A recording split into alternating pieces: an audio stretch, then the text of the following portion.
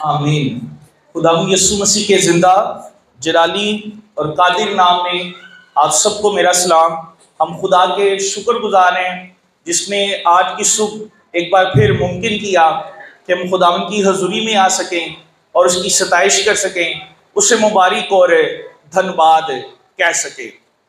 बचपन में मैं सबसे पहले चर्च जाता और सबसे पहले चर्च के कामों में कोशिश करता कि पार्टिसिपेट करूं और उन कामों में हिस्सा लूं। तो मैं अक्सर ये देखता कि जब चर्च का टाइम होता तो अक्सर औकात कुछ लोग आते, वो दरवाजे से देखते, वो कहते अभी कोई भी नहीं आया, हम सिर्फ अकेले ही आए हैं, और वो देख के फिर चले जाते।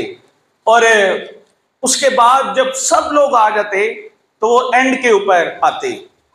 उनको देखकर मुझे ऐसे लगा कि जैसे सबसे पहले आना मुश्किल भी है और अहम भी है।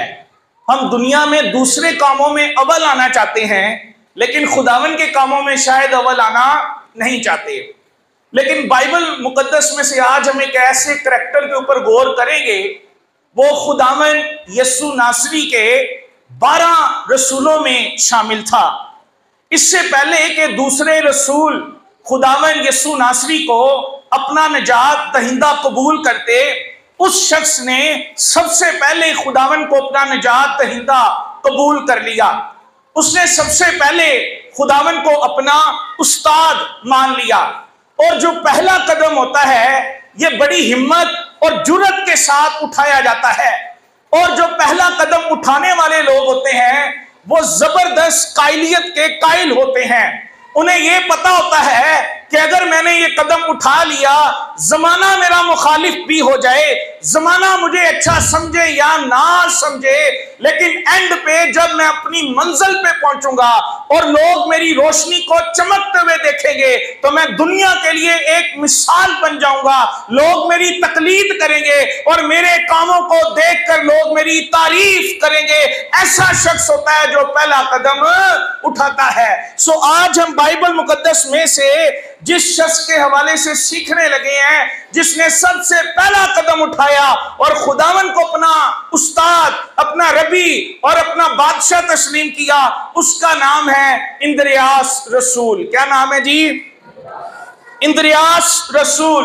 बाइबल मुकद्दस में खुदावन यीशु नासरी के 12 रसूलों का जिक्र किया गया है। कितने रसूलों का जिक्र किया गया है? अच्छा, सारे तवज्जो मेरी तरफ रखनी है। बच्चे आते हैं जाते हैं, लेकिन आप तो मुझे देखना है। कितने रसूलों का जिक्र किया गया जी? 12 रसूलों का जिक्र किया गया है। लेकिन इनमें जो सबसे पहला कदम जिस शख्स ने उठाया और खुदावन को अपना उस्ताद तस्लीम किया, उसका नाम इंद्रियास है। और ये खुदावन का पहला शागिर्द था। इसकी जिंदगी से हमें चंद खास बातें सीखने को मिलती हैं। आइए उन बातों पे आज गौर करेंगे। यूहन्ना की अंजील उसका पहला बाब और उसकी 40वीं आयत से लेकर 42वीं आयत तक खुदावन के कलाम की तिलावत समाअत फरमाएंगे।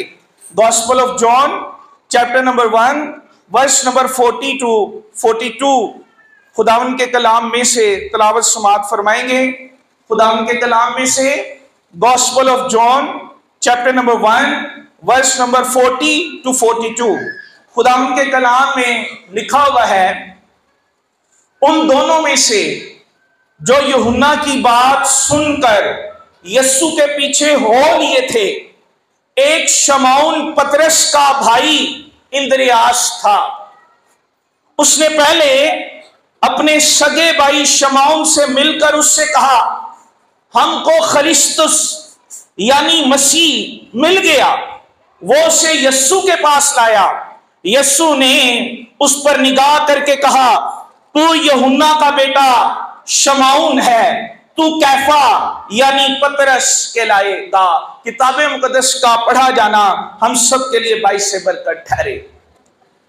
मेरे अजीजों, बाइबल मुकद्दस का ये इक्तबास मुकद्दस यूहन्ना की मार्फत लिखे गए खुदावन यीशु के अंजीली बयान में से लिया गया है।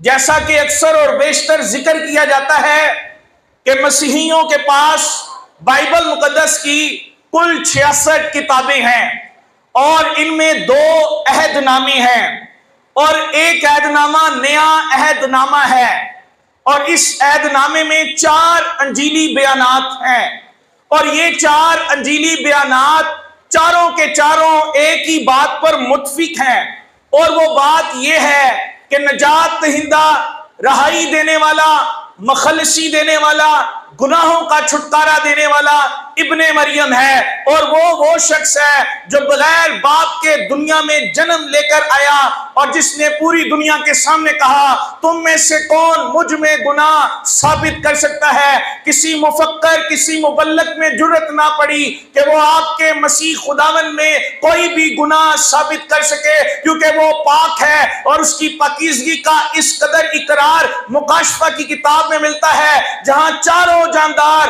और 24 बुजुर्ग और आसमानी मखलूक रात दिन बगैर आराम किए हुए कहती रहती है कदूस है तू कदूस है, तू खुदावन खुदा जो था, जो है, जो आने वाला है, अब्दुल अबाद तक सिर्फ तू ही कदूस है, क्योंकि तू जिंदा खुदा है। हालेलुया। सो मुकद्दस यूहन्ना ने अंजीली बयान में खुदावन यस्सु नासरी की हयाते ज़मीनी के वाकयात को दर्ज किया है और ये वाकया जिसके हवाले से अभी हम पढ़ रहे हैं ये इंद्रियास की खुदावन से मुलाकात के हवाले से है। उसके बाद इंद्रियास ने खुदावन से मुलाकात के बाद किया क्या उसके हवाले से है। इससे पहले कि इस पे गौर करूं बताता चलूं, इंद्रियास गलील का रहने वाला था। ये बैतसैदा में पैदा हुआ। जिस दिन इसकी मुलाकात खुदावन यस्सु नासरी से हुई ये कफरनहूम में रहाइश पजीर था। इसका एक और भाई था जिसका नाम शमौन, जिसे पतरस कहा जाता है। ये 2 भाई थे, ये माहीगीर थे, आम शख्स थे और ये बहुत पढ़े लिखे ना थे।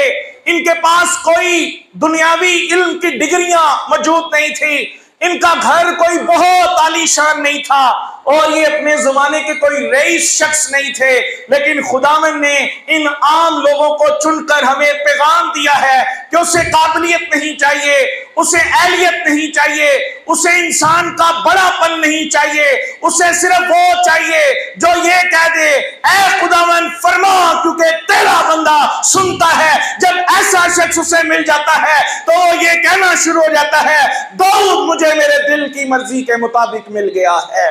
हालेलुया। और खुदावन ने इन आम लोगों को चुनकर यह भी साबित किया है कि जिंदगी में और कुछ नहीं, सिर्फ खुदावन का फजल काफी है। हालेलुया। एक बड़ी खूबसूरत आयत है, मेरे लिए तेरा फजल काफी है। ये आम लोग थे, खुदावन ने इन्हें चुन लिया।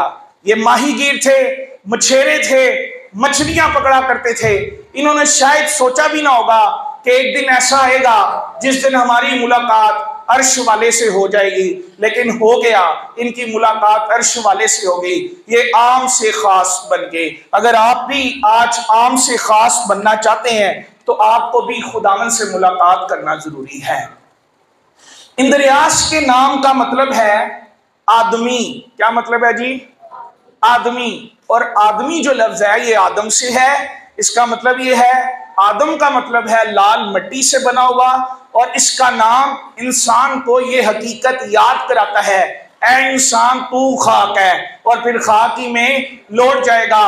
बंदा जितना मर्जी बड़ा रुतबे वाला क्यों ना हो जाए, बंदा जितना मर्जी रुपए पैसे वाला क्यों ना हो जाए, बंदा जितना मर्जी कद आवर ताकतवर क्यों ना हो जाए, लेकिन उसे याद रखना चाहिए कि हम आदम हैं, हम लाल मिट्टी से बने हुए हैं, हमने फिर लौटकर मिट्टी में चले जाना है। लेकिन एक शख्स हमें दोबारा उस मिट्टी से जिंदा करने की कुदरत रखता है और वो शख्स खुदा का बेटा यस्सु नासरी है, जिसके बारे में रकम है वो वक्त आता है, बल्कि अभी है, कि जितने खुदा के बेटे मसीह की आवाज सुनेंगे वो सब कब्रों में से जी उठेंगे, उनके बदन बदल जाएंगे, वो हवा में उड़ेंगे और खुदावन का इस्तकबाल करेंगे, क्योंकि उनका ईमान मसीह खुदावन पर होगा। हालेलुया।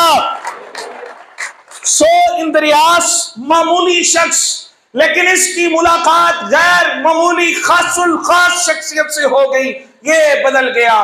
और इसकी जिंदगी जो है आफताब की तरह चमकने लगी। और इसकी रोशनी से हम 3 खास बातें सीखते हैं। पहली बात जो मैंने इसकी जिंदगी से सीखी वो ये है कि गुड न्यूज वेरी इंपॉर्टेंट, खुशखबरी बड़ी अहम है। मसीह का पैगाम मेरी हर चीज से ज्यादा अहम है कि मैं मसीह का पैगाम फैलाऊं। हालेलुया। सबसे ज्यादा अहम क्या है जी? मसीह खुदावन का पैगाम फैलाया जाए, उसकी तशहीर की जाए, उसकी मुनादी की जाए, किसी भी लेवल पे हो उसकी मुनादी करने वाले हों। और इसने सबसे पहले इस टेक्स्ट के मुताबिक सबसे पहले मुनादी कब की? इसको सबसे पहले ये शागिर्द थे यूहन्ना बपतिस्मा देने वाले के। किसके शागिर्द थे जी? यूहन्ना बपतिस्मा। मैं खुश हूं इसकी सुनो। तो अगले रोज यूहन्ना बपतिस्मा देने वाले ने अपने शागिर्दों के सामने कहा, उसने कहा देखो ये खुदा का बर्रा है, ये वही है जिसके बारे में मैंने कहा था कि मैं तो उसकी जूती का तस्मा खोलने के लायक नहीं हूं। मैं समझा वो आने वाला है, लेकिन वो तो आ चुका है। ये जहान का गुनाह उठा लिया जाता है। इंद्रियास ये सुन रहा था। इसने जैसे ही यूहन्ना बपतिस्मा देने वाले की गवाही सुनी, ये खुदावन के पीछे चल पड़ा। अगर आप ये यूहन्ना की इंजील पहला चैप्टर पढ़ते हैं तो ये खुदावन के पीछे चल पड़ा। इसके साथ एक और शागिर्द था, और वो शागिर्द खुद यूहन्ना था जिसने अंजील मुकद्दस को रकम किया। ये दोनों खुदावन के पीछे चल पड़े और इन्होंने जाके खुदावन से पूछा, उस्ताद तू कहाँ रहता है? खुदावन ने अपनी रहाइश बताई। जब इंद्रियास ने यीशु को जान लिया तो इसने पहला काम ये किया, ये चुप नहीं रहा, ये सबसे पहले अपने सगे भाई के पास गया। किसके पास गया जी? सगे भाई के पास गया। मुनादी हमेशा घर से शुरू होती है, और जब घर वाले ना सुने तो बाइबल मुकद्दस में रकम है 1-2 बार नसीहत करके फिर उसके हाल पे छोड़ दे, फिर खुदा फैसला करेगा। और इसने सबसे पहले अपने भाई के पास गया। इसका भाई शमौन जो पतरस है, तेज मजाज शख्स है, बहुत जोशीला है। इसने इसको मिलकर कहा, ऐ भाई जिसका हम सदियों से इंतजार कर रहे थे, यानी ख्रिस्तुस यीशु मसीह, वो हमें मिल गया है। वो है तो बड़ई का बेटा, लेकिन उसकी बातों ने मुझ पर यह इंकशाफ किया है कि आने वाला कोई और नहीं है, बल्कि ये वही है जिसका हम इंतजार कर रहे हैं, जो अंधों की आंखें खोल सकता है, लंगड़ों को चला सकता है, मुर्दे जिंदा कर सकता है। और अगर इंसान का ईमान मुर्दा हो जाए, ये उसके ईमान को भी तरोताजा कर सकता है। ये वही है जिसके वसीला से रूल कुछ हमारे खानदानों में जुम्बश करेगा। ये वही है जिसके वसीला से हमारे बेटे बेटियां नबूवत करेंगे, हमारे जवान रोया देखेंगे, और पाक रूह का दौर होगा, और हर तरफ उसकी गुनगुनाहट होगी। ये आ चुका है, हमें ख्रिस्तुस मिल गया है। हो सकता है पतरस ने से ये कहा हो कि भाई मैं उससे मिलूंगा तो फिर ही उसका इकरार करूंगा। फिर ये दोनों एक दिन कश्ती के ऊपर सवार थे और वहां पर माहीगीरी का काम कर रहे थे।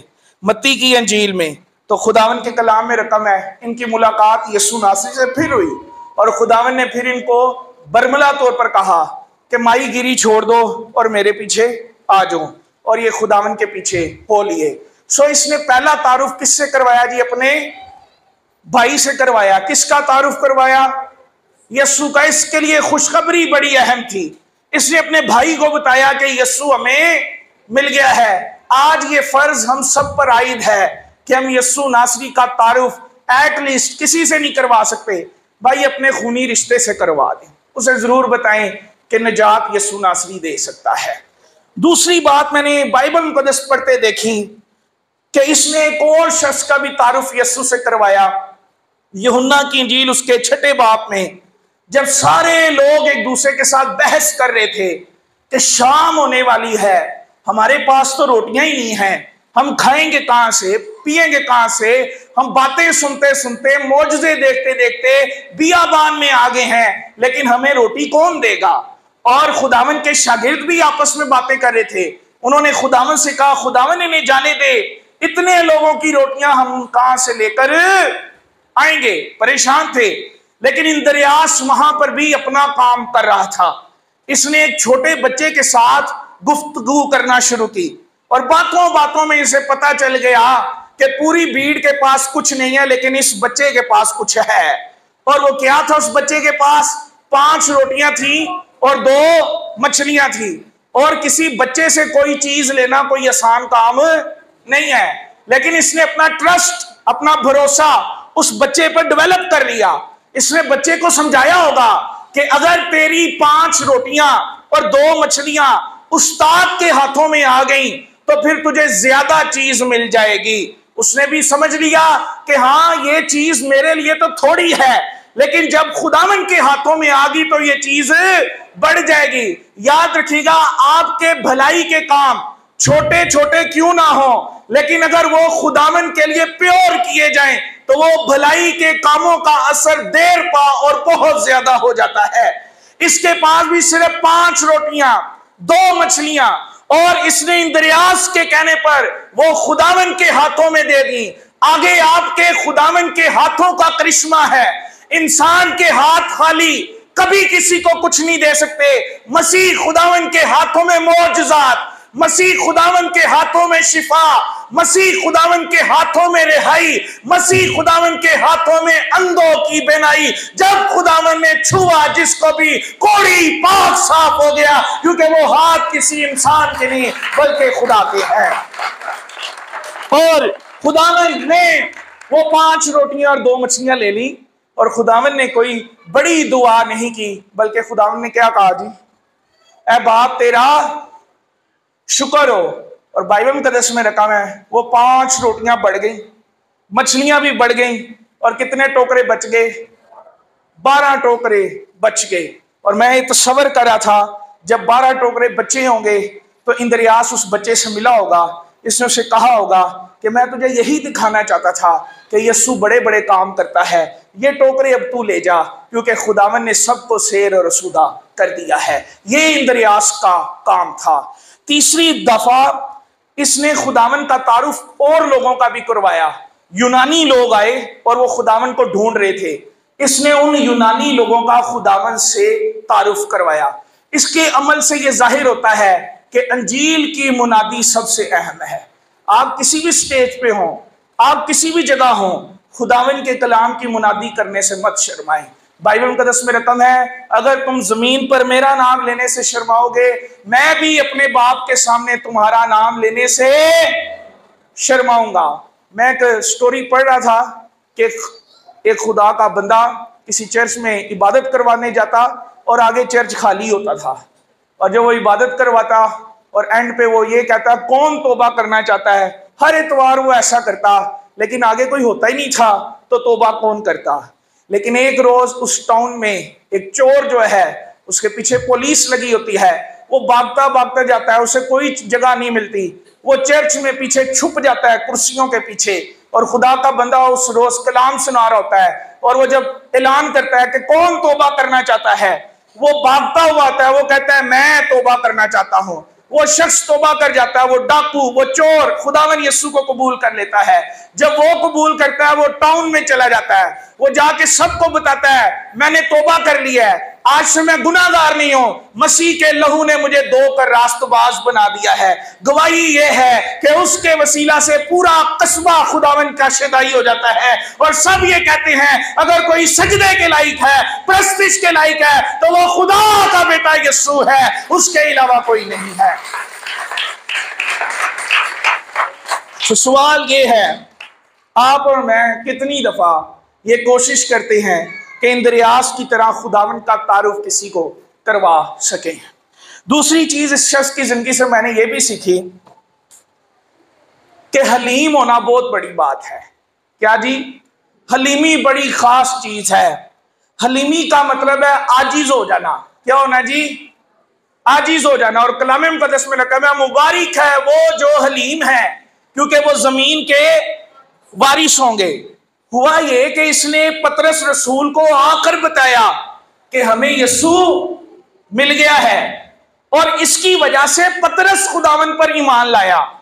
लेकिन जब आप रसूलों की फहरिस्त पढ़ते हैं तो बाइबल मुकद्दस में जहां जहां भी रसूलों की फहरिस्त आई है, मरकस 3:18 में, अमाल 1:13 में, पहली 2 फहरिस्तों में इसका नाम चौथे नंबर पर है और पतरस का दूसरे नंबर पर है। और खुदावन ने जो 3 रसूल खास चुने जिनके साथ खुदावन खास बातें किया करते थे, पतरस, याकूब और यूहन्ना थे, लेकिन इंद्रियास उनमें शामिल नहीं था। और मैं गौर कर रहा था कि इसने कभी भी इस बात के लिए परेशानी का इजहार नहीं किया कि खुदावन सबसे पहले मैंने तुझे कबूल किया, लेकिन तेरी सारी हमदर्दी और तेरा सारा ख्याल तो मेरे दूसरे भाई की तरफ है। इसने इस बात पर ईमान रखा कि खुदावन के लिए अगर मुझे पसे पर्दा भी रहना पड़ता है तो भी ये बड़े एजाज की बात है, मैं अपना तोहफा, अपना गिफ्ट इस्तेमाल करूंगा। और ये खुदावन का काम करता रहा और इसने कभी भी हसद नहीं किया।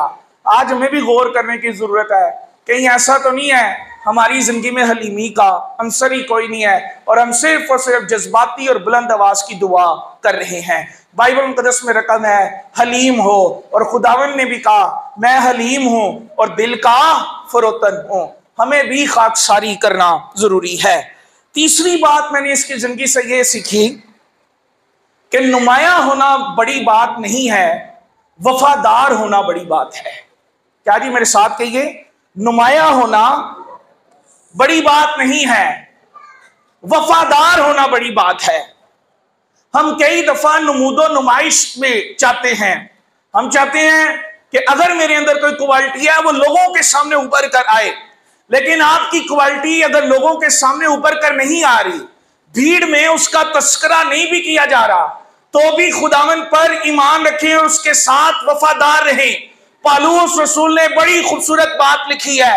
उसने लिखा है जब हम गुमनाम हैं, अगर मसीह की खातिर हम गुमनाम भी हैं तो भी नाम वाले हैं, अगर हम गरीब हैं तो भी अमीर हैं, क्योंकि जो दुनिया के पास नहीं है वो हमारे पास है। खुदावन के शागिर्दों ने आकर कहा हमने तेरे नाम से बुदरूहें निकाली और तेरे नाम से मोजज़े किए।